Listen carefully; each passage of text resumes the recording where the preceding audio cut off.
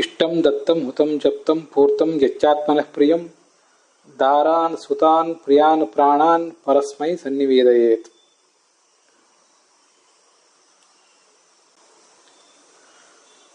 अस्माकम् आन्तरं ध्वान्तम् उपोर्णुहि पूर्तिचक्षुः निधया इव बद्धान् अस्मान् मुमुग्धि इति प्रियमेधाः वयः सुपर्णाः यम् इन्द्रं नाधमानाः उपसेतुः तेन ऋषीन्द्रेण व्यासेन संरचिता या भागवत संहिता तस्याः नैकविधान् रसगर्भान् श्लोकान् भागवत सारोद्धाररूपेण संजग्राह विष्णुतीर्थाचार्यः। तत्र अध्यात्मप्रकरणं नाम प्रकरणम् इदानीं प्रवर्तते।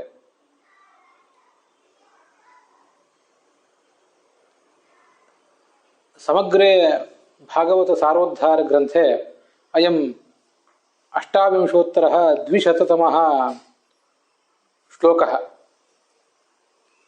228ನೇ श्लोक। समतीते श्लोके भक्तैः यादृशी भावना अनुसंधीयेत तां भावनाम् आविश्चकार व्यासः बलिप्रकरणे। बलिस्तु स्तब्धः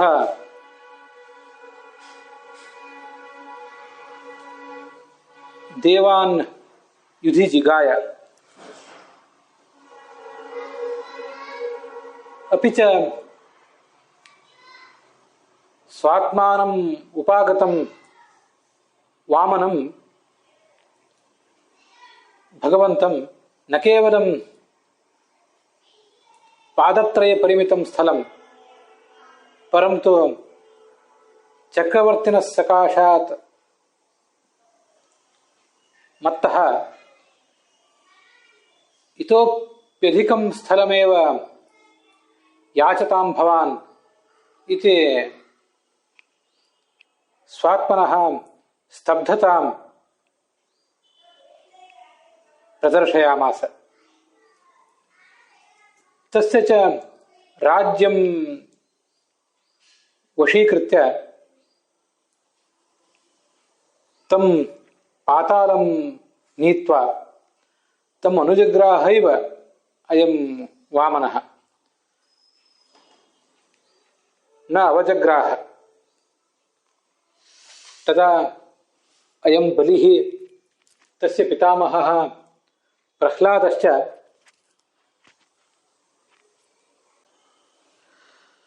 अनेन अनुग्रहरूपेण अवग्रहेण नितरां मुमुदतुः एव।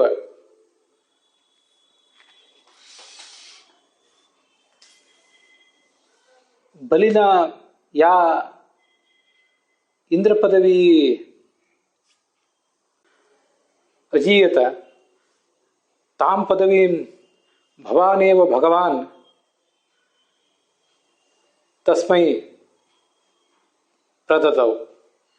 अद्यत्वे तु भवानेव तां पदवीं वशीचकार। यत् भगवतः भवतः मनसि संभवेत् तदेव नूनं समीचीनम् इति भक्तैः मीमांस्येत। न केवलं संपदं किन्तु बलेः मदमपि त्वया संपूर्णतया व्यधूयत बलिरपि भवतः भक्तः अन्वग्रह्यत एव तदेतत्तु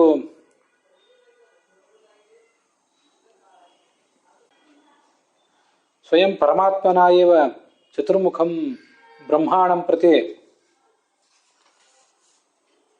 अष्टमे स्कन्धे प्रोक्तं संश्रूयते। हे ब्रह्मन्, यं पुरुषम् अहम् अनुगृह्णामि प्रथमं तद्वित्तमेव अहं विधुनोमि। यस्य वित्तस्य मदेन स्तब्धः पुरुषः समग्रमिमं लोकं मां च अवमन्यते। अयं जीवात्मा निजैः कर्मभिरेव हेतुभूतैः संसारे अनुवर्तमानः नानायोनिषु चरित्वा अंततः पौरुषमेव जन्म आवृजेत्। तत्रापि यदि जन्मना निमित्तेन कर्मणा निमित्तेन वयसा रूपेण ज्वलता प्रकृष्टया विद्यया प्रभूतेन ऐश्वर्येण धनादिभिर्वा निमित्तैः यदि अस्य पुरुषस्य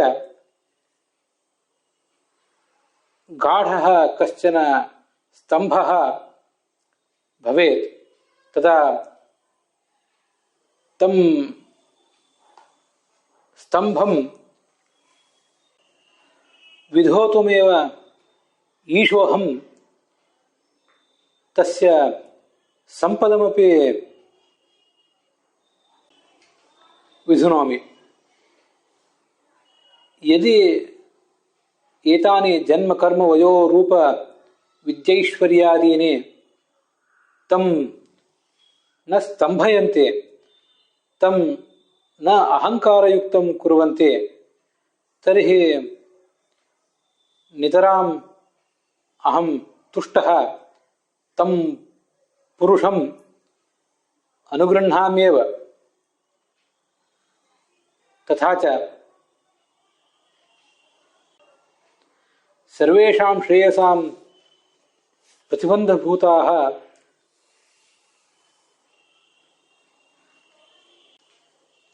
एते जन्म कर्म वयो रूप ऐश्वर्याद्याः, तैः निमित्तैः भक्तः नैव मुह्येत। सर्वश्रेयः प्रतीपान् तान् वयोरूपैश्वर्य विद्यादीन् प्राप्यापि तान् मम पूजात्वेनैव समर्प्य नितरां युजीविषेत् शतं समाः इति समतीतस्य श्लोकस्य सारभागः अद्यापि सर्वेषाम् अस्माकं मनःशुद्ध्यै अन्ववादि। अथात्र 28-द्विशततमः 228नेಯ श्लोक। यत्पादयोरवशधीः सलिलं विध प्रदाय दूर्वाङ्कुरैरपि विधाय सतीं सपर्याम् अत्युत्तमां गतिमसौ भजते त्रिलोकीं दत्वा न विक्लवमनाः कथमार्ति मृच्छेತ್। 8ನೇ ಸ್ಕಂದದಲ್ಲಿ ಬರುವಂತಹ ಶ್ಲೋಕವೇ ಅದು. ಬಲಿಯನ್ನು ಬಂಧಿಸಿ ಕಾರಾಗೃಹದಲ್ಲಿ ಹಾಕಿದ್ನಲ್ಲ ವಾಮನ, ಅದಾದ ಮೇಲೆ ಆ ವಾಮನ ಎದುರಿಗೆ ಚತುರ್ಮುಖ ಬ್ರಹ್ಮದೇವ ಹೇಳಿದ ಮಾತು, ಇದಾನೀಂ ತಾದೃಶೇಣ ಬ್ರಹ್ಮಣಾ ಸ್ಥೂಯತೆ ಇತಿ ಭಾವೇನ ಆಹ. ಸಕರುಣನ ಕರುಣೆಯಿಂದ ಕೂಡಿದ ಪ್ರಹ್ಲಾದ ತನ್ನ ಮಗನನ್ನ ಭಗವಂತನ ಕೃಪೆಗೆ ಪಾತ್ರನನ್ನಾಗಿ ಮಾಡಬೇಕು ಅಂತ ಸಂತೋಷಪಟ್ಟು ಆ ಒಂದು ಆಲೋಚನೆಯಿಂದ ಅವನು ಸ್ತೋತ್ರ ಮಾಡಿದ್ದ. ಅದನ್ನೇ ಈಗ ಚತುರ್ಮುಖ ಬ್ರಹ್ಮ ಕೂಡ ಮಾಡ್ತಾ ಇದ್ದಾನೆ. ಅದನ್ನ ಇಲ್ಲಿ ಹೇಳ್ತಾ ಇದ್ದಾರೆ. ನಿನ್ನ ಪಾದ ಕಮಲವನ್ನ ಶುದ್ಧವಾದಂತಹ ಬುದ್ಧಿಯಿಂದ ತೊಳೆದು ಬಹಳ ಏನು ಹೂವು ಇತ್ಯಾದಿಗಳು ಸಿಗದೆ ಹೋದ್ರೆ ಒಂದು ಕರಿಕೆ ಹುಲ್ಲಾದ್ರೂ, ಹುಲ್ಲಿನ ಎಳಸಾದ್ರೂ ಒಂದು ಸಿಕ್ಕರೆ ಪರವಶತೆಯಿಂದ ಪೂಜೆ ಮಾಡಿದ್ರೆ ಆ ಭಕ್ತನಿಗೆ ಏನು ಸಿಗಬೇಕು ಅದೆಲ್ಲ ಸಿಕ್ಕೇ ಸಿಗ್ತದೆ. ಈ ಬಲಿ 3 ಲೋಕವನ್ನು ನಿನಗಾಗಿ ದಾನ ಮಾಡಿದ. ಇಂಥ ಬಲಿಗೀಗ ಏನೂ ದುಃಖ ಅನಿಸಲಿಲ್ಲ. ಭಗವಂತನಿಗೆ ಇದನ್ನು ಕೊಟ್ಟನಲ್ಲ ಅಂತ ಅವನಿಗೆ ದುಃಖ ಏನೂ ಆಗಲಿಲ್ಲ. ಅದನ್ನು ನಾವು ಗಮನಿಸ್ಬೇಕು. ಅವನಿಗೆ ಅವನ ಪರಿವಾರದಲ್ಲಿದ್ದವರು ಉಳಿದವರೆಲ್ಲರೂ ಹೇಳಿದ್ರು, ಇವನು ಬಂದವನು ಮಾಯಾವಟು, ನಿನ್ನ ಸಂಪತ್ತನ್ನು ಕಸೀಲಿಕ್ಕಾಗಿ ಬಂದವನು ಇವನು ಅಂತೆಲ್ಲ ಎಚ್ಚರಿಸಿಯೇ ಇದ್ರು. ಆದ್ರೆ ಭಗವಂತನೇ ನನ್ನ ಬಳಿಗೆ ಬಂದಿರುವುದಾದ್ರೆ ನನ್ನ ಭಾಗ್ಯ ದೊಡ್ಡದು, ಅದಕ್ಕಾಗಿ ನಾನು ಪರಿತಪಿಸೋದಿಲ್ಲ. ಅವನು ನನ್ನಿಂದ ಏನನ್ನು ಬಯಸ್ತಾನೋ ಅದನ್ನು ಅವನಿಗೆ ನಾನು ಕೊಟ್ಟೇ ಬಿಡ್ತೇನೆ ಅಂತ ಈ ಬಲಿ ಕೊಟ್ಟೇ ಬಿಟ್ಟ. ಎಲ್ಲರ ವಿರೋಧವನ್ನು ಕೊಟ್ಟು ಬದಿಗೊತ್ತೆ ಆ ವಾಮನನಿಗೆ ತಾನು ಏನು ಕೊಡ್ತೀನಿ ಅಂತ ಹೇಳಿದ್ನೋ ಅದನ್ನು ಕೊಟ್ಟ. ಅವನಿಗೇನು ತಾಪವಾಗಲಿಲ್ಲ.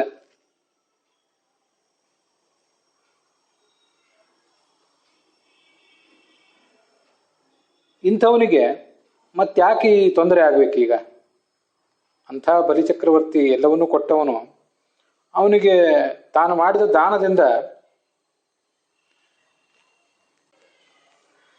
ತಾನು ಮಾಡಿದ ಭಗವಂತನ ಪೂಜೆಯಿಂದ ಸದ್ಗತಿಯೇ ಆಗಬೇಕು, ಅವನಿಗೆ ಒಳ್ಳೆಯದೇ ಆಗಬೇಕು. ಭಗವಂತನಿಗೆ ಇದನ್ನೆಲ್ಲ ಕೊಟ್ಟವರಿಗೆ, ಭಗವಂತನಿಗೆ ಇಂಥ ದೊಡ್ಡ ಪೂಜೆ ಮಾಡಿದವರಿಗೆ ಇಂಥ ಅವಮಾನ ಬಂಧನ ಇದೆಲ್ಲ ಆಯ್ತಲ್ಲ ಅಂತ ಯಾರು ಮಾತಾಡ್ಕೊಳ್ಳುವಂತ ಆಗಬಾರ್ದು. ಜನಸಾಮಾನ್ಯರ ಬುದ್ಧಿ ಇದು. ಕಳೆದ ದಿವಸ ಅದನ್ನು ನಾವು ನೋಡಿದ್ದೇವೆ. ಭಗವಂತನ ಪೂಜೆ ಮಾಡುವವರಿಗೆ, ಆಸ್ತಿಕರಾದವರಿಗೆ ಏನು ಸಿಕ್ಕಿತು ಅಂತನ್ನೋದನ್ನ ಜನ ನೋಡ್ತಿರ್ತದೆ. ಸ್ವಲ್ಪ ಏರುಪೇರಾದರೂ ನೀವಿಷ್ಟೆಲ್ಲ ಮಾಡಿದ್ದೀರಿ, ನಿಮ್ಗೆ ಸಿಕ್ಕಿತೇನೋ ಅಂತ ಕೇಳಿಬಿಡ್ತಾರೆ. ನಾವೇನೂ ಪೂಜೆ ಮಾಡಲಿಲ್ಲ ನೋಡ್ರಿ, ಅವ್ರ್ಯಾರು ಏನೂ ಧರ್ಮನೂ ಮಾಡಲಿಲ್ಲ, ನಾವೆಲ್ಲ ಆರಾಮವಾಗೇ ಇದ್ದೇವೆ, ನಿಮಗೇನು ಸಿಕ್ತು? ನಿತ್ಯ ಧರ್ಮ, ಭಗವಂತನ ಪೂಜೆ ಅಂತ ಪ್ರಯತ್ನ ಪಡ್ತಾ ಇದ್ದವರಿಗೆ ಸಿಕ್ಕಿತೇನು ನೋಡಿ ಅಂತ ಅಂದುಬಿಡ್ತಾರೆ. ಅದಷ್ಟೇ ಅಲ್ಲದೇನೆ ಒಂದಿಷ್ಟು ಭಗವಂತನ ಪೂಜೆ ಮಾಡಬೇಕು ಅಂತ ಮನಸ್ಸಿದ್ದವರಿಗೂ ಕೂಡ ಇಂಥದ್ದೇನಾದರೂ ಕಂಡು ಬಂದ್ರೆ, ಧರ್ಮದ ಮಾರ್ಗದಲ್ಲಿ ಇರಬೇಕು ಅಂತ ಒಳಗಿನ ಒಂದು ಹಂಬಲ ಇರ್ತದೆ, ಅಂಥವರಿಗೂ ಕೂಡ ಧಾರ್ಮಿಕರಿಗೆ ಇಂಥ ದುಸ್ಥಿತಿ ಆಯಿತು ಅಂತ ಏನಾದರೂ ಗಮನಕ್ಕೆ ಬಂದರೆ ಅವರು ಪೂರ್ವಾಪರ ವಿಚಾರ ಮಾಡೋದಿಲ್ಲ. ಬಲಿ ಏನು ಮಾಡಿದ್ದ, ಅವನ ಅಹಂಕಾರಕ್ಕೆ ಇದೊಂದು ಮದ್ದು, ಅದನ್ಯಾರೂ ಇವರು ತಿಳ್ಕೊಳ್ಳೋದಿಲ್ಲ. ಹಿಂದಿನ ಕಾರಣ, ಹಿಂದಿನ ನಿಮಿತ್ತ ಯಾರಿಗೂ ಗೊತ್ತಾಗೋದಿಲ್ಲ. ಕೊನೆ ಫಲಿತಾಂಶ ಒಂದಿಷ್ಟು ಎಲ್ರಿಗೂ ಕಣ್ಣಿಗೆ ಕಾಣಿಸ್ತದೆ, ನಿಮಿತ್ತಗಳು ಯಾರಿಗೆ ಕಣ್ಣಿಗೆ ಕಾಣ್ತವೆ. ಅದರಿಂದ ಅವನಿಗೆ ಯಾತನೆ ಆಗಬಾರದು. ಬಲಿಯಂಥ ಚಕ್ರವರ್ತಿಗೆ ಯಾವತ್ತೂ ಕೂಡ ಯಾತನೆ ಆಗಬಾರದು, ಕಷ್ಟ ಆಗಬಾರದು, ಅವನಿಗೆ ಅನುಗ್ರಹನೇ ಮಾಡು ಅಂತ ಚತುರ್ಮುಖ ಬ್ರಹ್ಮ ನೇರವಾಗಿ ಭಗವಂತನಿಗೆ ವಿನಂತಿ ಮಾಡಿಕೊಂಡ.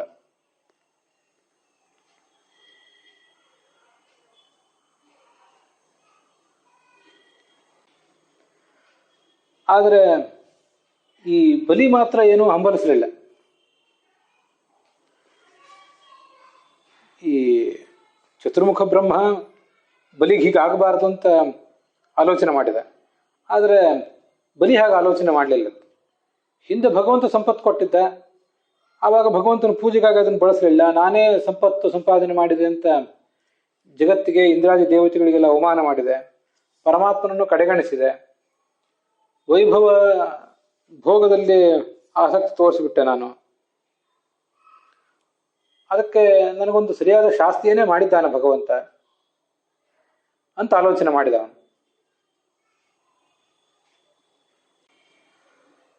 ಆದರೆ ಅದಕ್ಕಾಗಿ ಭಗವಂತ ಆ ತನ್ನ ಭಕ್ತನಾದ ಪ್ರಹ್ಲಾದನ ಮಹತ್ವವನ್ನು ಮನಗಂಡವನು, ಬಲಿಯ ಶಕ್ತಿಯನ್ನು, ಅವನ ಯೋಗ್ಯತೆಯನ್ನು ಮನಗಂಡವನು. ಮತ್ತೆ ಚತುರ್ಮುಖ ಬ್ರಹ್ಮನ ಶಿಫಾರಸು ಇತ್ತು. ಇಷ್ಟರ ಮೇಲೆಲ್ಲ ಅವನು ಏನು ಆಲೋಚನೆ ಮಾಡಿದ, ಸುತರ ಲೋಕದ ಆಧಿಪತ್ಯವನ್ನು ನಿನಗೆ ಕೊಡ್ತೇನೆ, ಇನ್ನೂ ಮುಂದೆ ಮೋಕ್ಷ ಸಂಪತ್ತನ್ನೇ ಕೊಡ್ತೇನೆ, ಮತ್ತೆ ಮುಂದಿನ ಒಂದು ಮನ್ವಂತರದಲ್ಲಿ ನೀನು ಇಂದ್ರನೇ ಆಗುವವನಿದ್ದೆ ಅಂತ ಹೀಗೆಲ್ಲ ಆತನನ್ನು ಹರಸಿದ. ತಾನೇ ಗದಾಪಾಣಿಯಾಗಿ ನಿಂತು ಆ ಬಲಿಯ ರಕ್ಷಣೆ ಮಾಡಿದ. ಇದು ತುಂಬ ಸುಂದರವಾದಂತಹ ಮಾತು. ತಾನೇ ಯಾಕೆ ನಿಲ್ಲಬೇಕಾಗಿತ್ತು? ನಾವು ಅದನ್ನ ಆಲೋಚನೆ ಮಾಡಬೇಕು ಒಂದು ಸ್ವಲ್ಪ. ಎಲ್ಲರನ್ನೂ ನೇರವಾಗಿ ಭಗವಂತನೇ ಪ್ರತ್ಯಕ್ಷವಾಗಿ ನಿಂತೇನು ಕಾಪಾಡೋದಿಲ್ಲಲ್ಲ. ತೀರಾ ಯಾವುದೋ ಪ್ರಸಂಗದಲ್ಲಿ ಪರೀಕ್ಷಿತನನ್ನ ಮೊದಲಾದವರನ್ನ ಅವನು ಕಾಪಾಡಿದ. ಗರ್ಭದೊಳಗೆ ತಾನೇ ನಿಂತು ಗದಾಪಾಣಿಯಾಗಿ ಸಂಚಾರ ಮಾಡ್ತಾ ಕಾಪಾಡಿದ.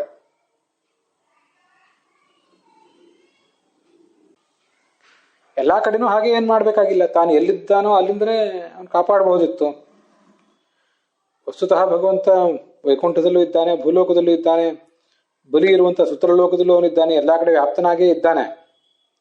ಆದ್ರೆ ಇಲ್ಲಿ ವ್ಯಕ್ತನಾಗಿ ಎಲ್ಲರಿಗೂ ಕಾಣುವಂತೆ ಅವಳು ನಿಂತ್ಕೊಂಡು ಕಾಪಾಡಿದ್ನಲ್ಲ, ಅದಕ್ಕೇನು ಕಾರಣ?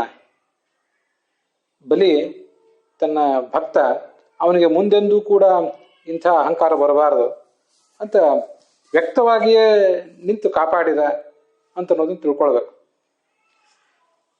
ನಮಗೆಲ್ಲರಿಗೂ ಇದು ಗೊತ್ತಿದೆ, ನಾವು ತಪ್ಪು ಮಾಡಬಾರದು. ಸರ್ವತಶ್ಚಕ್ಷುವಾದ ಸರ್ವತಃ ಪಾಣಿಪಾದವುಳ್ಳಂತಹ ಭಗವಂತನಿಗೆ ತಿಳಿಯದಂತೆ ನಾವೇನನ್ನು ತಪ್ಪು ಮಾಡುವುದೇ ಸಾಧ್ಯ ಇಲ್ಲ. ಆದ್ರಿಂದ ತಪ್ಪು ಮಾಡಬಾರ್ದು ಅನ್ನೋದೆಲ್ಲ ನಮಗೆ ಗೊತ್ತಿದ್ದೇ ಇದೆ. ಯಾರಾದರೂ ಒಬ್ಬ ವ್ಯಕ್ತಿ ನಮ್ಮ ಸುತ್ತಮುತ್ತಲು ನಿಂತು ನಮ್ಮನ್ನು ಗಮನಿಸ್ತಾ ಇದ್ರೆ ನಾವು ತಪ್ಪು ಮಾಡ್ಲಿಕ್ಕೆ ಹೋಗೋದಿಲ್ಲ. ಅವ್ರ ಕಣ್ಮರೆ ಆದರೆ ತಪ್ಪು ಮಾಡ್ತೇವೆ. ಆದ್ರೆ ಭಗವಂತ ಮಾತ್ರ ಯಾವತ್ತೂ ನಮ್ಮ ಸುತ್ತಮುತ್ತಲು ಇದ್ದಾನೆ, ಒಳಗೂ ಇದ್ದಾನೆ, ಹೊರಗೂ ಇದ್ದಾನೆ. ಅವನ ಕಣ್ಣು ತಪ್ಪಿಸಿ ನಾವು ತಪ್ಪು ಮಾಡುವುದು ಸಾಧ್ಯವೇ ಇಲ್ಲ ಅನ್ನೋದನ್ನು ನಾವು ತಿಳ್ಕೊಳ್ಳೋದೇ ಇದೆ. ನಾವು ಜನರಿಗೆ ಹೆದರ್ತೇವೆ, ಆದ್ರೆ ಭಗವಂತನಿಗೆ ಹೆದರೋದಿಲ್ಲ. ಇದು ಆ ಭಗವಂತನಿಗೆ ನಾವು ಮಾಡುವಂತಹ ಒಂದು ಅವಮಾನ. ಇದು ಅವಮಾನ ಅಥವಾ ಭಗವಂತನ ಆ ಶಕ್ತಿಯನ್ನು ನಾವು ಮನನ ಮಾಡ್ಕೊಳ್ಳದೇ ಇರೋದು.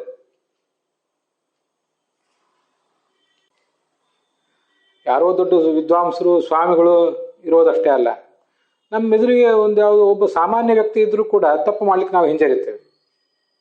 ಅಂಥ ಎಚ್ಚರವನ್ನ ನಾವ್ಯಾಕೆ ಭಗವಂತ ಒಳಗೂ ಹೊರಗೂ ಇದ್ದಾನೆ ಅಂತ ತೋರಿಸೋದಿಲ್ಲ? ಒಳಗೂ ಹೊರಗೂ ಅವನಿದ್ದಾಗ ನಾವು ತಪ್ಪು ಮಾಡಬಾರ್ದು ಅನ್ನೋದು ನಮ್ಮ ಮನಸ್ಸಿನಲ್ಲಿ ಮೂಡೋದಿಲ್ಲ ಯಾಕೆ? ಅದೊಂದು ಆಶ್ಚರ್ಯ ನನಗೆ ಅನೇಕ ಬಾರಿ ಅನಿಸಿದ್ದು. ಏಕಾಂತದಲ್ಲಿ ಕೂತಾಗಲೇ ಅನೇಕ ತಪ್ಪುಗಳನ್ನು ನಾವು ಮಾಡ್ತಿರ್ತೇವೆ, ಬಹಿರಂಗದಲ್ಲಿ ಅದನ್ನು ಮಾಡ್ಲಿಕ್ಕೆ ಹೋಗೋದಿಲ್ಲ. ಪ್ರಾಯ ನಮ್ಮಂಥವರಿಗೆ ಹೊರಗೆ ಒಬ್ಬ ಸಾಮಾನ್ಯ ವ್ಯಕ್ತಿ ಇದ್ದಾಗ ಏನು ಎಚ್ಚರ ಮೂಡ್ತದಲ್ಲ, ಅಂಥ ಎಚ್ಚರವನ್ನು ಮೂಡಿಸ್ಲಿಕ್ಕೆ ಸ್ವಯಂ ಭಗವಂತನೂ ಎದುರುಗಡೆ ಇದ್ದು ಬಿಟ್ರೆ, ಕಣ್ಣಿಗೆ ಕಾಣುವಂತೆ, ಸ್ಪರ್ಶಕ್ಕೆ ಗೋಚರ ಆಗುವಂತೆ, ನಮ್ಮಂಥ ಸಾಮಾನ್ಯರಿಗೂ ಗೋಚರ ಆಗುವಂತೆ ಅವನು ಇದ್ದು ಬಿಟ್ರೆ ಪ್ರಾಯ ನಾವು ತಪ್ಪು ಮಾಡೋದಿಲ್ಲೇನೋ. ಆದ್ರೆ ಅದು ಎಲ್ಲರಿಗೂ ಸಾಧ್ಯ ಆಗೋದಿಲ್ಲ. ಅದನ್ನ ನಾವು ವಿಚಾರ ಮಾಡ್ಬೇಕು. ಬಲಿಯ ಸಾಧನೆ ಪಕ್ವವಾಗಿತ್ತು. ಆದ್ರಿಂದ ಅವನಿಗೆ ಪ್ರತ್ಯಕ್ಷವೇ ಅಲ್ಲಿ ಬಂದು ನಿಂತು ಅವನ ಮನೆಯನ್ನು ಕಾಯ್ದ, ಮನವನ್ನೂ ಕಾಯ್ದ. ಹಾಗೆ ಬರೆದಿದ್ದಾರೆ ಪುರಾಣಿಕಾಚಾರ್ಯ. ಮನೆಯನ್ನು ಮನವನ್ನು ಎರಡನ್ನೂ ಕಾಯ್ದ, ಅಸುರರ ದಾಳಿಯಿಂದ ಕಾದ, ಅದಕ್ಕೆ ಕಟಿಬದ್ಧನಾಗಿ ನಿಂತ್ಕೊಂಡು ಅವನ ರಕ್ಷಣೆ ಮಾಡಿದ ಅಂತ. ಇಲ್ಲಿ ಭಾಗವತ ಸಾರೋದ್ಧಾರದಲ್ಲಿ ಅದೆಲ್ಲ ಬಂದಿಲ್ಲ, ವಿಷ್ಣು ತೀರ್ಥಾಚಾರ್ಯ ಹೇಳಿಲ್ಲ, ಪುರಾಣಿಕಾಚಾರ್ಯ ಅದನ್ನು ವಿವರಿಸಿದ್ದಾರೆ. ನಮ್ಮ ಸಾಧನೆ ಪಕ್ವವಾಗಿಲ್ಲ, ಭಗವಂತ ನೇರವಾಗಿ ನಮ್ಮ ಕಣ್ಣೆದುರಿಗೆ ಕಾಣುವಂತೆ, ಕೈಗೆ ಸಿಗುವಂತೆ ಕಾಣಿಸ್ಕೊಳ್ಳೋದಿಲ್ಲ. ಆದರೆ ಬಲಿಯ ಸಾಧನೆ ಪಕ್ವ ಆಗಿತ್ತು. ಇನ್ನೆಂದೂ ಅವನಿಗಿಂತ ಅಹಂಕಾರ ಬರಬಾರ್ದು. ಯಾವೊಬ್ಬ ದೈತ್ಯನೂ ಕೂಡ ಆತನ ಮನೆಯನ್ನು ಅಥವಾ ಮನವನ್ನು ಪ್ರವೇಶಿಸಿ ಆತನ ಬುದ್ಧಿಯನ್ನು ಕಲುಷಿತ ಮಾಡಬಾರದು ಅಂತ ಭಗವಂತ ಬಯಸಿದ್ದ. ಅದಕ್ಕಾಗಿಯೇ ಪ್ರತ್ಯಕ್ಷ ವ್ಯಕ್ತನಾಗಿಯೇ ಅಲ್ಲಿ ನಿಂತ್ಕೊಂಡು ಅವನನ್ನು ಎಲ್ಲ ರೀತಿಯಿಂದ ಕಾಯ್ದ ಅಂತ ಅನ್ನೋದನ್ನು ಗಮನಿಸ್ಬೇಕು. ನಾವು ಕಲಿಬೇಕಾದ ಪಾಠ ಅದು. ಬಲಿಯಂತೆ ನಮ್ಮನ್ನು ಕೂಡ ನೀನು ರಕ್ಷಿಸು, ವ್ಯಕ್ತನಾಗಿಯೇ ನಿಂತು ನಮ್ಮನ್ನು ರಕ್ಷಿಸು, ಕಣ್ಣಿಗೆ ಕಾಣುವಂತೆ ಕೈಗೆ ಸಿಗುವಂತೆ ಒಬ್ಬ ವ್ಯಕ್ತಿ, ಯಾರೋ ನಮ್ಮ ತಂದೆಯೋ ತಾಯಿಯೋ ಮಕ್ಕಳೋ ಗುರು ಹಿರಿಯರೋ ಹೇಗೆ ವ್ಯಕ್ತರಾಗಿ ನಮ್ಮ ಎದುರಿಗಿರ್ತಾರೆ ಹಾಗೆ ನೀನು ಕೂಡ ವ್ಯಕ್ತನಾಗಿ ನಿಂತು ನಮ್ಮನ್ನು ತಪ್ಪು ಮಾಡದಂತೆ ಎಚ್ಚರಿಸು ಅಂತ ಅವನನ್ನು ನಾವು ಕೇಳಬೇಕು. ಅಂಥ ಪಕ್ವತೆ ನಮಗೂ ಬರಲಿ, ಭಗವಂತ ಬೇಗ ಹಾಗೆ ನಮ್ಮಿಂದ ಮಾಡಿಸಲಿ ಅಂತ ಕೇಳಬೇಕು. ತುಂಬ ಸುಂದರವಾದಂಥ ಕಥಾ ಅದು. ಅದಕ್ಕಾಗಿ ಅದನ್ನ ಬೇರೆ ಬೇರೆ ಕಡೆ ಸರ್ವಮೂಲದಲ್ಲಿ ಅಥವಾ ಶಾಸ್ತ್ರದಲ್ಲಿ ಹೇಳಿದ್ದಾರೆ. ಅದು ಹೇಗೆ ಅಂದರೆ, ಈಗ ನಮಗೆ ಶಾಸ್ತ್ರಜನ್ಯವಾದ ಪರೋಕ್ಷ ಜ್ಞಾನ ಇದೆ, ಇದರಿಂದ ಭಗವಂತನ ಸಾಕ್ಷಾತ್ಕಾರ ಆಗ್ತದೆ. ಈ ಶಾಸ್ತ್ರಜನ್ಯವಾದಂಥ ಪರೋಕ್ಷ ಜ್ಞಾನದಿಂದ ಭಗವಂತನ ಮಾನಸಾಪರೋಕ್ಷ, ಮಾನಸಾಪರೋಕ್ಷದಿಂದ ಕೊನೆಗೆ ಒಂದು ಬಾರಿ ಸ್ವರೂಪಾಪರೋಕ್ಷ ಆಗ್ತದೆ.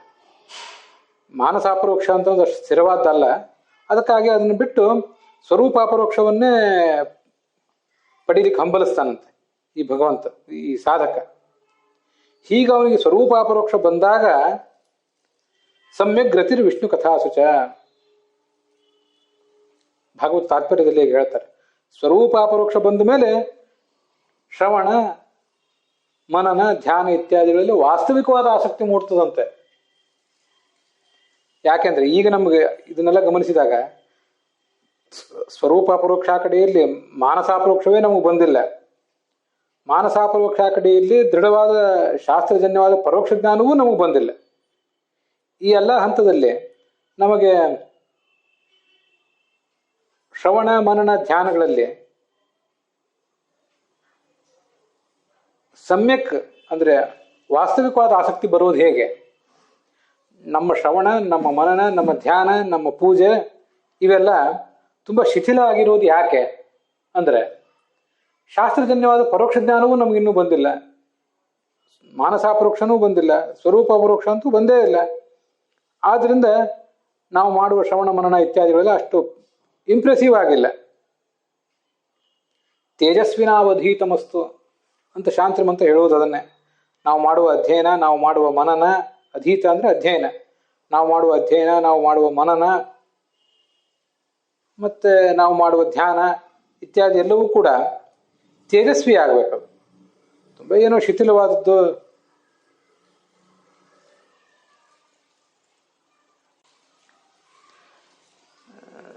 ಒಂದು ಎಣ್ಣೆ ದೀಪದಂತೆ ಯಾವ ಗಾಳಿ ಬಂದರೂ ಆರಿ ಹೋಗುವಂಥದ್ದಾಗಬಾರ್ದು. ರತ್ನ ದೀಪದಂತೆ ಅದು ಪ್ರಬಲವಾದ ಬಿಳುಗಾಳಿ ಬೀಸಿದ್ರೂ ಕೂಡ ಅಲುಗಾಡದೇ ಇರುವಂಥದ್ದಾಗಬೇಕು. ಹಾಗೆ ಸ್ವರೂಪಾಪರೋಕ್ಷ ಬಂದಾಗಲೇ ನಮಗೆ ವಾಸ್ತವಿಕವಾಗಿ ಸರಿಯಾದ ಶ್ರವಣ, ಸರಿಯಾದ ಮನನ, ಧ್ಯಾನ ಇತ್ಯಾದಿಗಳನ್ನು ಮಾಡಲಿಕ್ಕೆ ಸಾಧ್ಯ ಆಗ್ತದೆ. ಮತ್ತೆ ತಪ್ಪುಗಳಿಂದ ದೂರ ಇರಲಿಕ್ಕೆ ನಮಗೆ ಸಾಧ್ಯ ಆಗ್ತದೆ. ಯಾಕಂದ್ರೆ ಸ್ವರೂಪಾಪರೋಕ್ಷವೇ ಆಗಿರುವುದರಿಂದ ಒಳ ಹೊರಗೂ ಯಾವಾಗಲೂ ಭಗವಂತನನ್ನೇ ನಾವು ಕಾಣ್ತಾ ಇರೋದ್ರಿಂದ, ಈಗಲೂ ಇದ್ದಾನೆ ಆದ್ರೆ ಕಾಣ್ತಿಲ್ಲ, ಆವಾಗ ಕಾಣ್ಲಿಕ್ಕೆ ತೊಡಗುತ್ತೇವೆ. ದುಷ್ಕೃತ್ಯಗಳನ್ನು ಮಾಡಲಿಕ್ಕೆ ಮನಸ್ಸು ಅಷ್ಟು ಸುಲಭವಾಗಿ ಒಡಂಬಡೋದಿಲ್ಲ. ಆದರೂ ಪ್ರಾರಬ್ಧವಶಾತ್ ಕೆಲವು ಪಾಪಗಳು ನಮ್ಮಿಂದ ಘಟಿಸ್ತವೆ, ಅದು ಆ ಕಡೆ ಇರಲಿ. ಆದರೂ ಅಂಥದ್ದೊಂದು ಎಚ್ಚರವನ್ನ ನಮಗದು ಮೂಡಿಸ್ತದ ಸ್ವರೂಪಾಪರೋಕ್ಷ. ಆ ಸ್ವರೂಪಾಪರೋಕ್ಷ ಬರಲಿ, ಆಗ ಪಾಪದಿಂದ ದೂರ ಇರ್ತೇವೆ. ವಿದ್ಯಾಮದ, ಐಶ್ವರ್ಯಮದ, ಧನಮದ, ಕುಲಮದ, ರೂಪಮದ ಇತ್ಯಾದಿ ಮದಗಳಿಂದ ದೂರ ಇರ್ತೀವಿ. ಅಂತ ಅಹಂಕಾರಗಳಿಗೆ ನಾವು ಬಲಿಯಾಗೋದಿಲ್ಲ. ಶ್ರವಣ ಮನನ ಧ್ಯಾನಾದಿಗಳನ್ನ ಸರಿಯಾಗಿ ಮಾಡ್ತೇವೆ. ಅದಕ್ಕಾಗಿ ಭಗವಂತನನ್ನ ಹಾಗೆ ಪ್ರಾರ್ಥನೆ ಮಾಡ್ಬೇಕಷ್ಟೆ, ಅದು ಬಿಟ್ಟು ಬೇರೆ ಮಾರ್ಗ ಇಲ್ಲ. ಬಿಭೇಮಿ ನಾಹಂ ನಿರಯಾತ್ ಪದಚ್ಯುತೋ ನೃಪಾಶಬಂಧಾತ್ ವ್ಯಸನಾತ್ ದುರತ್ಯಯಾತ್ ನಚಾರ್ಥಕೃಚ್ರಾತ್ ಭವತೋ ವಿನಿಗ್ರಹಾತ್ ಅಸಾಧುವಾದಾತ್ ಭೃಶಮುದ್ವಿಜೇ ಯಥಾ. ಇದು ಬಲಿ ವಾಮನನ ಸನ್ನಿಧಾನದಲ್ಲಿ ಹೇಳುವಂಥ ಮಾತು. ಇಂಥ ಪ್ರಾರ್ಥನೆಗಳನ್ನು ಮಾಡುವುದನ್ನು ನಾವು ಕೂಡ ಕಲಿಬೇಕು. ಕೇವಲ ಪ್ರವಚನ ಮಾಡಿ ಅಥವಾ ಪ್ರವಚನ ಕೇಳಿ ಇದನ್ನು ಬಿಟ್ಬಿಡುವುದಲ್ಲ. ನಾವು ಇದನ್ನು ಕಲಿಬೇಕು. ಹೇಗೆ ಏನು ಕೇಳಬೇಕು ಭಗವಂತನನ್ನ ಅಂದರೆ, ನರಕಕ್ಕೆ ನಾನು ಹೆದರೋದಿಲ್ಲ, ಬರುವುದಾದ್ರೂ ಬರಲಿ ನರಕ ನಿನ್ನ ಇಚ್ಛೆಯಿಂದ.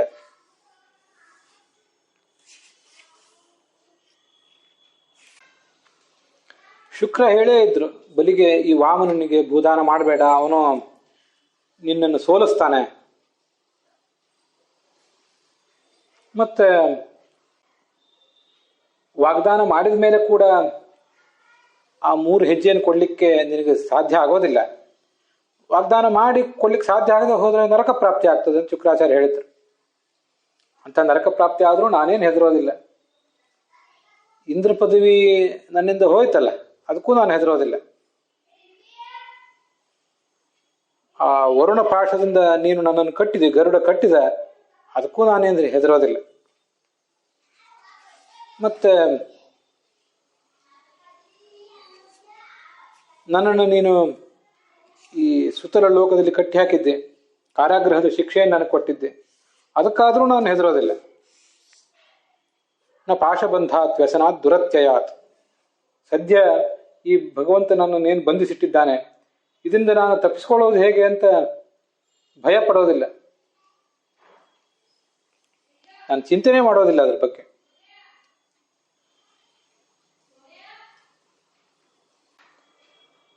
ಆದ್ರೆ ಒಂದು 3 ಹೆಜ್ಜೆ ದಾನ ಕೊಡ್ತೀನಿ ಅಂತ ಹೇಳಿದ್ದ, ಅದನ್ನ ಇವನಿಗೆ ಮಾಡ್ಲಿಕ್ಕೆ ಆಗ್ಲಿಲ್ಲಲ್ಲ ಅಂತ ಜನ ಆಡಿಕೊಳ್ಳುವಂತಾಗಬಾರದು. ಅಂತ ಒಂದು ಕೆಟ್ಟ ಹೆಸರು ನನಗೆ ಬರಬಾರದು. ಅನೃತ ಭಾಷಣಾದೇವ ಅಹಂ ಯಥಾ ಉದ್ವಿಜೆ ನ ತಥಾ ಅನ್ಯಸ್ಮಾತ್. ಸತ್ಯವಾದಿ ಆಗಿದ್ದಾನೆ ಈ ಬಲಿ ಅಂತ ಎಲ್ರಿಗೂ ಗೊತ್ತಿರಬೇಕು. ನಾನು ಅಸತ್ಯವನ್ನು ಮಾತಾಡಿದೆ ಅಂತ ಜನ ನನ್ನನ್ನು ಆಡಿಕೊಳ್ಳುವಂತಾಗಬಾರದು. ಅದಕ್ಕಾಗಿ ನೀನು ನನ್ನನ್ನು ಅನುಗ್ರಹಿಸಬೇಕು ಅಂತ ಕೇಳ್ತಿದ್ದಾನೆ. ಇದು ಅವನ ಮನಸ್ಸಿನ ದಗುಡವನ್ನು ತೋರಿಸ್ತದೆ. ಮುಂದೆ ಅಲ್ಲೇ ಭಾಗವತದಲ್ಲಿ 8ನೇ ಸ್ಕಂದದಲ್ಲೇ 21ನೇ ಅಧ್ಯಾಯದಲ್ಲೇ ಮುಂದೆ ಬರುವಂಥ ಕೆಲವು ಶ್ಲೋಕಗಳನ್ನು ಹೇಳ್ತಾರೆ. 29ನೇ ಅಧ್ಯಾಯ ಶ್ಲೋಕದಿಂದ 37ನೇ ಶ್ಲೋಕದವರೆಗೆ ಭಗವಂತ ಹೀಗೆ ಆಲೋಚನೆ ಮಾಡ್ತಾನೆ. ಒಂದು ಕ್ಷಣದಲ್ಲೇ ಸ್ಥಾನ ಕಳ್ಕೊಂಡ, ಇಂದ್ರ ಪದವಿ ಕಳ್ಕೊಂಡ, ಎಲ್ಲರೂ ಸೇರಿ ಅವನ ಪರಿವಾರ ಸಮೇತ ಅವನಿಗೆ ಬದ್ಧನಾಗಿಬಿಟ್ಟಿದ್ದಾನೆ. ಮತ್ತೆ ಬಂಧುಗಳು ಯಾರು ಅವನ ಸಹಾಯಕ್ಕೆ ಬರ್ತಿಲ್ಲ. ಶುಕ್ರಾಚಾರ್ಯರು ಕೂಡ ಇವನ ಅಹಂಕಾರಕ್ಕೆ ಬೇಸತ್ತು ದೂರ ಹೋದ್ರು. ಆದರೂ ಇವನ ಅಹಂಕಾರದಿಂದ ತಾನು ಮಾತನ್ನ ನಡೆಸ್ತೇನೆ ಅಂತ ಹೊರಟಿದ್ದ. ನಾನು ಭಗವಂತ ವಾಮನ ರೂಪದಿಂದ ಬಂದು ಅವನ ಪರಂಪರೆಯನ್ನ, ಅವನ ವಂಶಾವಳಿಯನ್ನೆಲ್ಲ ಹೊಗಳಿ ಅವನನ್ನು ಅಟ್ಟಕ್ಕೇರಿಸಿದೆ. ಆದ್ರಿಂದ ಇವನು ಆ ಧರ್ಮಾಚರಣೆ ಮಾಡ್ತೀನಿ ಅಂತ ಹೋದ, ಸತ್ಯವನ್ನ ಬಿಡಲಿಲ್ಲ. ಆದ್ರಿಂದ ಇವನಿಗೆ ಒಂದು ದೊಡ್ಡ ಸ್ಥಾನ ಸಿಗಬೇಕು. ಮುಂದೆ ಈಗೇನು ವಯೋಸುದ ಮನ್ವಂತರ ನಡೆದಿದೆ, ಇದೆಲ್ಲ ದಾಟಿ ಮುಂದೆ ಸಾವರ್ಣೆ ಮನ್ವಂತರ ಅಂತ ಬರೋದಿದೆ. ಆಗ ಇವನು ಇಂದ್ರನಾಗಿ ಮೆರೆಯುವಂತಾಗಬೇಕು. ದುಷ್ಪ್ರಾಪಂ ಅಮರೈರಪಿ ಸಾವರ್ಣೇಹೇ ಅಂತರಸ್ಯಾಯಂ ಭವಿತೇಂದ್ರೋ ಮಹಾಯಶಾಹ ತಾವತ್ ಸುತಲ ಮಧ್ಯಾಸ್ಥಾಂ ವಿಶ್ವಕರ್ಮ ವಿನಿರ್ಮಿತಂ. ಅಲ್ಲಿವರೆಗೆ ವಿಶ್ವಕರ್ಮ ತಯಾರು ಮಾಡಿದಂತಹ ಒಂದು ಅರಮನೆ ಇದೆ ಈ ಸುತರ ಲೋಕದಲ್ಲೇ. ಆ ಸುತರ ಲೋಕದಲ್ಲಿ ಈತ ಇರುವಂತಾಗಲೇ. ಮೊದಲು ಪರ್ವತದ ಗುಹೆಯಲ್ಲಿ ಒಂದ್ ಕಡೆ ಬಂಧಿಸಿಟ್ಟಿದ್ದ ವಾಮನ ಬಲಿಯನ್ನ, ಮುಂದೆ ಸುತರ ಲೋಕದ ಅರಮನೆಯಲ್ಲಿ ತಗೊಂಡೋಗಿಟ್ಟ. ಅವನಿಗೆ ಇಂದ್ರಸೇನ ಅಂತನೂ ಒಂದು ಹೆಸರು. ಅವನಿಗೆ ಶುಭವಾಗಲಿ, ನೀನು ಸುತರ ಲೋಕದಲ್ಲಿ ಆನಂದದಿಂದ ಇರು, ದೇವತೆಗಳಿಗೂ ಸಿಗದೇ ಇರುವಂತಹ ಭೋಗ ನಿನಗಲ್ಲಿ ಸಿಗ್ತದೆ.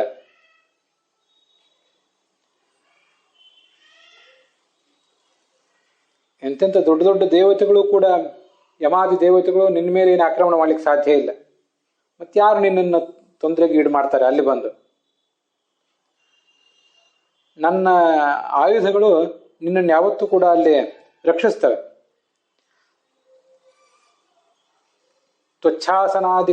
ತ್ವಚ್ಛಾಸನಾತಿಗಾನ್ ದೈತ್ಯಾನ್ ಚಕ್ರಮ್ಮೆ ಸೂದಯಿಷ್ಯತಿ. ನಿನ್ನ ಶಾಸನವನ್ನ ದೈತ್ಯರು ಮೊದಲಾದವರು ಯಾರಾದರೂ ಉಲ್ಲಂಘಿಸಲಿಕ್ಕೆ ಬಂದ್ರೆ ನನ್ನ ಚಕ್ರ ಅವ್ರನ್ನ ಸದೆ ಬಡಿತದೆ. ನಿನ್ನನ್ನು, ನಿನ್ನ ಅನುಚರರನ್ನು, ನಿನ್ನ ಸಂಪತ್ತು, ನಿನ್ನ ವೈಭವ, ಅದಕ್ಕೆಲ್ಲವನ್ನೂ ಕೂಡ ನಾನೇ ರಕ್ಷಿಸ್ತೇನೆ. ಪ್ರತ್ಯಕ್ಷ ಸನ್ನಿಹಿತ ಆಗಿರೋದನ್ನು ನೀನು ಅಲ್ಲಿ ಕಾಣುತ್ತೆ. ಸದಾ ಸನ್ನಿಹಿತಂ ತತ್ರ ವೀರ ಮಾಂ ರಕ್ಷಸೆ ಭವಾನ್ ತ್ವಾಂ ಸಾನುಗಂ ಸಪರಿಚಿತಂ ತತ್ರ ದಾನವದೈತ್ಯಾನಾಂ ಸಂಗಾತ್ತೇ ಭಾವಾಸುರಃ. ದಾನವರು, ದೈತ್ಯರು ಇವರ ಸಹವಾಸದಿಂದ ನಿನಗೇನೊಂದು ಅಸುರಾವೇಶ ಬಂದಿತ್ತು ಅದೆಲ್ಲ ಹೊರಟೋಗ್ತದೆ. ಇದು ನೋಡಿ, ಇಲ್ಲಿ ಭಾಗವತದಲ್ಲಿ ಬಂದಿತ್ತು. ಭಾಗವತದ 8ನೇ ಸ್ಕಂದದ 21ನೇ ಅಧ್ಯಾಯದಲ್ಲಿ 29-37ನೇ ಶ್ಲೋಕಗಳಲ್ಲಿ ಏನು ಬಂದಿತ್ತು ಅದನ್ನು ಪುರಾಣಿಕಾಚಾರ್ಯ ಹಿಂದಿನ ಶ್ಲೋಕದಲ್ಲಿ ಅನುವಾದ ಮಾಡಿದ್ರು. 228ನೇ ಶ್ಲೋಕದಲ್ಲಿ ಮನೆಯನ್ನು ರಕ್ಷಿಸಿದ, ಮನವನ್ನು ರಕ್ಷಿಸಿದ ಅಂತ ಅವ್ರು ಹೇಳಿದ್ದು ಈ ದೃಷ್ಟಿಯಿಂದ.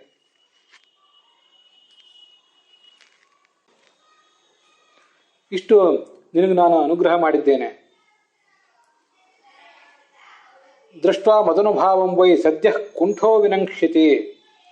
ನಾನೇ ನಿನ್ನ ಹತ್ರ ಇದ್ರೆ ಯಾವ ದುಷ್ಟರ ಸಂಪರ್ಕ ಮಾಡಿದ್ರೇನೋ ಆ ದುಷ್ಟರ ಸಂಘದಿಂದ ಆಗಿರುವಂತಹ ದುಷ್ಪರಿಣಾಮ ಎಲ್ಲವೂ ಕೂಡ, ಸೈಡ್ ಎಫೆಕ್ಟ್ ಎಲ್ಲವೂ ಕೂಡ ದೃಷ್ಟ ಮದನುಭಾವಂ, ನಾನು ನಿನಗೆ ಮಾಡಿರುವ ಅನುಗ್ರಹವನ್ನು ನೋಡಿದರೆ ಅದೆಲ್ಲ ಇಳಿದು ಹೋಗಿಬಿಡ್ತದೆ, ಹೆದರಬೇಡ ಅಂತ ಭಗವಂತ ಅವನಿಗೆ ಅನುಗ್ರಹ ಮಾಡ್ತಿದ್ದಾನೆ. ನಾವು ಇಷ್ಟನ್ನಾದರೂ ಭಗವಂತನನ್ನು ಕೇಳಬೇಕು. ಬಲಿಯ, ಪ್ರಹ್ಲಾದನ ಕಥೆಗಳನ್ನ, ಇಂದ್ರಾದಿ ದೇವತೆಗಳ ಕಥೆಗಳನ್ನೆಲ್ಲ ಕೇಳಿದ ಮೇಲೆ ನಮ್ಮಲ್ಲಿ ಮೂಡಬೇಕಾದ ಅನುಸಂಧಾನ ಇದು.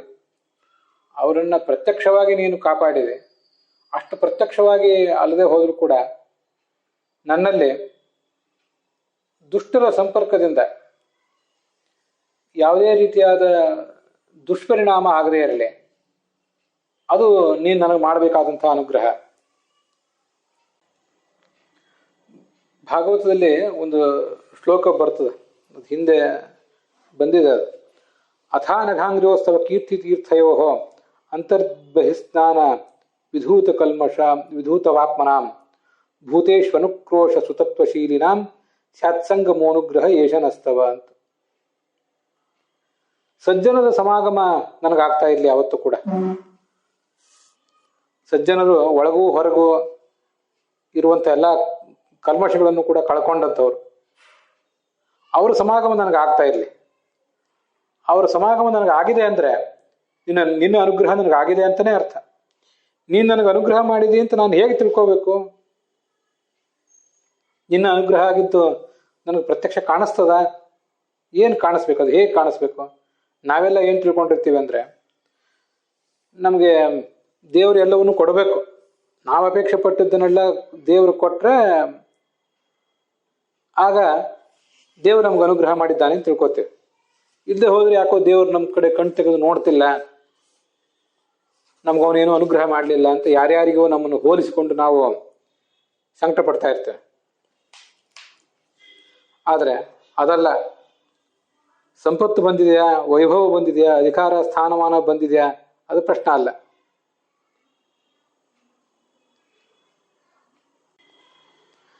ಸಜ್ಜನರ ಸಂಘ ಆಗಿದೆಯಾ, ಅದು ಮುಖ್ಯ. ಭಗವಂತ ಸಮೀಪದಲ್ಲಿದ್ದರೆ ಯಾವುದೇ ದುಷ್ಟ ಸಂಘದ ದುಷ್ಪರಿಣಾಮಗಳಾಗೋದಿಲ್ಲ.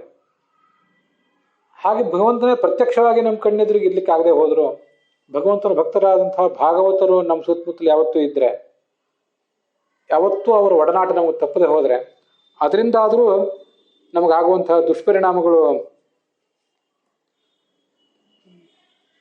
ಪರಿಹಾರ ಕಾಣ್ತವೆ. ಆದ್ರಿಂದ ನೀನೇ ಪ್ರತ್ಯಕ್ಷವಾಗಿ ಅಲ್ಲದೆ ಹೋದ್ರು, ನನ್ನ ಕಣ್ಣಿಗೆ ಕಾಣುವಂತೆ ಅಲ್ಲದೆ ಹೋದ್ರು, ನಿನ್ನ ಭಕ್ತರನ್ನಾದರೂ ನನ್ನ ಕಣ್ಣಿಗೆ ಕಾಣುವಂತೆ, ನನಗೆ ಸ್ಪರ್ಶಕ್ಕೆ ಸಿಗುವಂತೆ, ಅವರ ಪಾದಸ್ಪರ್ಶ ನನಗೆ ಸಿಗುವಂತೆ, ಅವರನ್ನು ನಾನು ಬೇಕಾದಾಗ ನನ್ನ ಜಿಜ್ಞಾಸೆಗೆ ಅವರನ್ನು ಸಮೀಪಿಸುವಂತೆ ಇಂಥ ಒಂದು ಅನುಕೂಲಕರವಾದಂಥ ವಾತಾವರಣ ನನಗೆ ಮಾಡಿಕೊಡು. ಏಷ ಅನುಗ್ರಹ, ಇದು ನೀನು ನನಗೆ ಮಾಡುವಂಥ ಅನುಗ್ರಹ. ಅಲ್ಲೊಬ್ಬ ಯಾರೋ ಭಕ್ತರು ಭಗವಂತನನ್ನು ಪ್ರಾರ್ಥನೆ ಮಾಡೋದು. ಉತ್ತಮಾಪಿ ದೇವೇಶಾಃ ಸ್ವಾವರಾನ್ ವಿದುಷೋ ನೃಣಾಂ ಪೂಜಾಯೈ ಸಂಪ್ರಯಚ್ಛಂತಿ ಪರೋಕ್ಷತ್ವ ಪ್ರಿಯಾಯತಃ ತೇಷು ಸ್ಥಿತ್ವ ಸ್ವಯಂ ಪೂಜಾಂ ಗೃಹಂತಿ ಅನುಪಮಾಂ ಸದಾ ಅಂತ ಭಾಗವತ ತಾತ್ಪರ್ಯದಲ್ಲಿ ಬರೋದು ಅದೇನೆ. ಹಿಂದೆನೂ ಅದನ್ನ ಒಂದ್ಸರಿ ಹೇಳಿದ್ದೆ. ಅದನ್ನ ಎಷ್ಟು ಸಾರಿ ಹೇಳಿದ್ರು ಕೂಡ ಬಹಳ ಮಹತ್ವದ್ದೇ ಅಂತ ಕಾಣಿಸೋದ್ರಿಂದ ಈಗ ಇನ್ನೊಂದ್ಸರಿ ಹೇಳ್ತಿದ್ದೇನೆ. ನಮ್ಮಂಥವರಿಗೆ ಭಗವಂತನಾಗಲಿ ಉಳಿದ ದೇವತೆಗಳಾಗಲಿ ನೇರವಾಗಿ ಕಣ್ಣಿಗೆ ಕಾಣಿಸ್ಕೊಳ್ಳೋದಿಲ್ಲ. ಯಾಕಂದ್ರೆ ಅವರು ಪರೋಕ್ಷ ಪ್ರಿಯರು. ಅಪರೋಕ್ಷವಾಗಿ ಅಷ್ಟು ಸುಲಭವಾಗಿ ಕಣ್ಣಿಗೆ ಸ್ಪರ್ಶಕ್ಕೆ ಸಿಗುವುದನ್ನು ಅವರು ಬಯಸೋದಿಲ್ಲ. ನಮಗೆ ಹಾಗಾಗಿ ಯಾರು ಸಿಗಬೇಕು ಅಂದ್ರೆ ಭಗವದ್ ಭಕ್ತರು ಸಿಗಬೇಕು, ಗುರುಗಳು ಮೊದಲಾದವರು. ಅವರಲ್ಲಿದ್ದು ಈ ದೇವತೆಗಳು, ಭಗವಂತ ಮೊದಲಾದವರೆಲ್ಲರೂ ಕೂಡ ಸೇವೆಯನ್ನು ಸ್ವೀಕಾರ ಮಾಡ್ತಾರೆ. ಒಳಗಿದ್ದು ಸೇವೆಯನ್ನು ಸ್ವೀಕಾರ ಮಾಡುವವರು ಆ ದೇವತೆಗಳು ಮತ್ತು ಭಗವಂತನೇ. ಅದಕ್ಕೆ ಇವರು ಪ್ರತೀಕಗಳಷ್ಟೇ. ಈ ದೇವತೆಗಳು ಮೊದಲಾದವರು, ಈ ಸಜ್ಜನರು, ಗುರುಗಳು ಮೊದಲಾದವರು ಆ ಭಗವಂತನಿಗೆ ಮತ್ತು ದೇವತೆಗಳಿಗೆ ಇವರು ವಿಗ್ರಹದಂತೆ, ಪ್ರತೀಕದಂತೆ ಇದ್ದಾರೆ ಅಷ್ಟೆ. ಹೀಗೆ ನಮಗೆ ಸಿಕ್ಕಂಥ ಆ ಗುರುಗಳು ಮೊದಲಾದವರನ್ನ ಪ್ರತೀಕವಾಗಿ ಬಳಸ್ಕೊಂಡು ನಾವು ಸಾಧನೆಯ ದಾರಿಯಲ್ಲಿ ಮುನ್ನಡೆಯಲಿಕ್ಕೆ ಪ್ರಯತ್ನ ಪಡಬೇಕು. ಅದು ನಮಗೆ ಈ 2 ಶ್ಲೋಕಗಳಿಂದ ತಿಳಿದು ಬರುವಂಥ ಒಂದು ಸಂದೇಶ. ಅಲ್ಲಿಗೆ ಈ ಭಾಗ ಸಮಾಪ್ತವಾಗಿದೆ.